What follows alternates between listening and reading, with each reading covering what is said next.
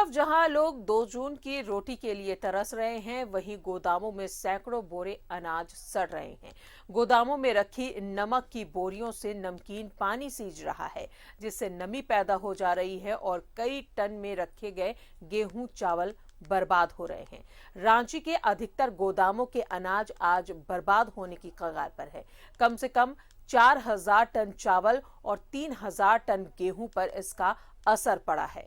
Report.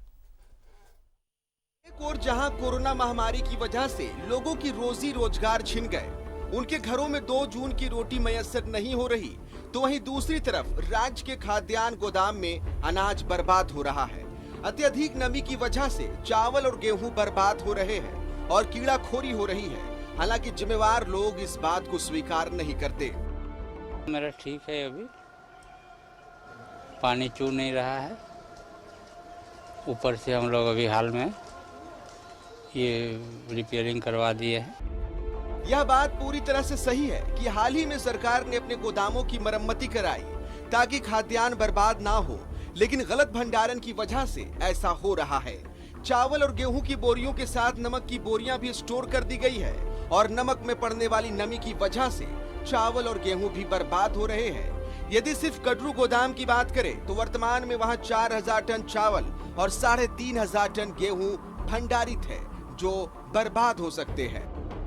2 shade में, इसमें नहीं है, इसमें नमक चीनी है, वो नीचे गोदाम का चार्ज में है। 4000 क्विंटल लगभग चावल होगा, 3500 गेहूं होगा, लगभग मन अंदाज। न्यूज़ 11 भारत के कैमरे ने जो कुछ देखा, इसके लिए सरकार या विभागीय मंत्री नहीं बल्कि अधिकारी जिम्मेदार है, जिन्होंने खाद्यान्नों का भंडारण गलत तरीके से करा रखा है। लगातार हो रही बारिश की वजह से हवा में नमी की मात्रा काफ़ी ज़्यादा बढ़ गई है, जिसकी वजह से विभिन्न खाद्य सामग्रियों में मॉइस्चर पकड़ने लगा है। खास तौर से नमक की बोरियां पिघलने लगी हैं, जिसकी वजह से नमक के साथ रखे गए दूसरे खाद्यान्न यानी कि चावल और गेहूं की बोरियां भी सड़ती हुई नजर आ रही हैं। सरकार को इसके लिए कुछ एक्स्ट्रा व्यवस्था जरूर करनी चाहिए ताकि गरीबों से उनके हक का निवाला न छीना जाए। कैमरा पर्सन राजा के साथ आकाश भार्गव, न्यूज़ 11 भारत, रांची। तो गोदामों में अनाज सड़ रहे हैं और लोग भूखे रहने को मजबूर है। इस पर और ज्यादा बातचीत करेंगे सहयोगी आकाश भार्गव हमारे साथ है। आकाश, इस बारे में क्या किसी पदाधिकारी से आपकी बातचीत हुई और कितनी की बर्बादी की आशंका जताई जा रही है? महामारी की वजह से राज्य में लोगों के हाथों से रोजी रोजगार निकल चुका है। लोगों के पास आज अपना पेट भरने के लिए 2 जून की रोटी तक मयस्सर नहीं। जाहिर सी बात है, सरकार हर स्तर पर प्रयास कर रही है कि लोगों को भूखे पेट न सोना पड़े। इसके लिए सरकार के स्तर से विभिन्न प्रकार की योजनाएं चलाई जा रही हैं, लोगों को अतिरिक्त अनाज दिए जा रहे हैं, लेकिन कहीं न कहीं कुछ न कुछ गड़बड़ियां हैं, क्योंकि गोदामों में जहां अनाज रखा हुआ है वहां खाद्यान्नों की स्थिति बहुत अच्छी नहीं कही जा सकती है। हालांकि सरकार ने हाल के दिनों में गोदामों की मरम्मती कराई है, जिसकी वजह से गोदामों की स्थिति को बहुत बुरा नहीं कहा जा सकता है, फिर भी वहाँ कुछ और रिपेयरिंग की आवश्यकता है।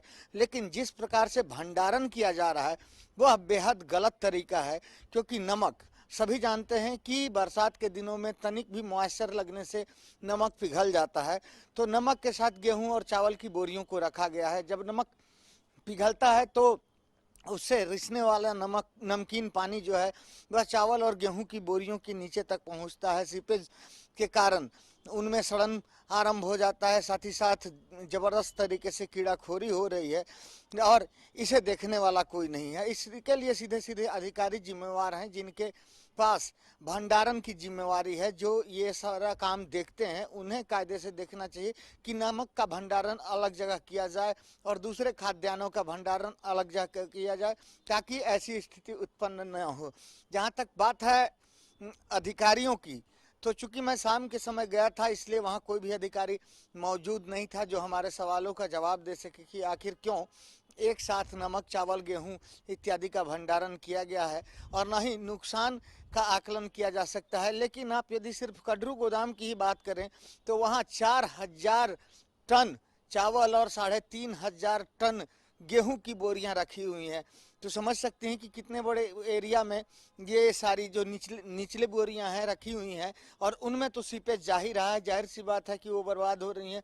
तो इस तरह से हम कह सकते हैं कि हजारों टन अनाज बर्बाद हो रहा है और इस अनाज को बर्बाद होने से बचाना चाहिए ताकि गरीबों का निवाला न छीना जाए, गरीबों की हकमारी न हो। और इसके लिए अविलंब सरकार को, अधिकारियों को ठोस कदम उठाना चाहिए ताकि स्थिति को सुधारा जा सके। चलिए, तो जो जनता का अनाज है वो कीड़े मकोड़े खा रहे हैं, इस पर पदाधिकारियों को ध्यान देने की जरूरत है कि जो हजारों टन अनाज यहाँ बर्बाद हो रहे हैं, जो लोगों के पेट भरने के लिए है, उन्हें कीड़े खा रहे हैं। जल्द से जल्द इसे सुरक्षित स्थानों पर रखना चाहिए। बहुत बहुत शुक्रिया आकाश आपका जानकारी के लिए।